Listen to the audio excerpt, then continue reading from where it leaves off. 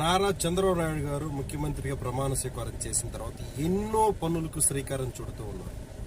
For example నిన్న తీసుకుందాం, పోలవరం ప్రాజెక్టుకి సందర్శనకు వెళ్ళారు. పోయిన 5 సంవత్సరాల్లో అనాగుణ ఎలాంటి పనులు జరగకుండా అత్యంత దారుణంగా మన రాష్ట్రానికి అత్యంత పెద్ద తలకాయ లాంటి ప్రాజెక్ట్ అది. ఆ ప్రాజెక్ట్ని ఎలాంటి పురోగతి లేకుండా చేసిన వ్యక్తి జగన్మోహన్ రెడ్డి గారు.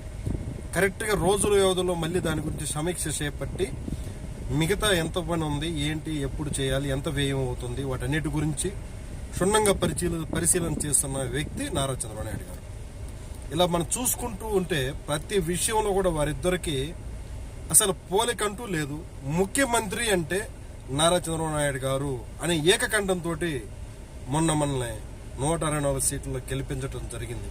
So that is the Chandrababu Naidu. Chandrababu Naidu credibility అంటే అది. చంద్రబాబు నాయుడు అంటేనే ఒక అభివృద్ధి, చంద్రబాబు నాయుడు అంటేనే ఒక పని.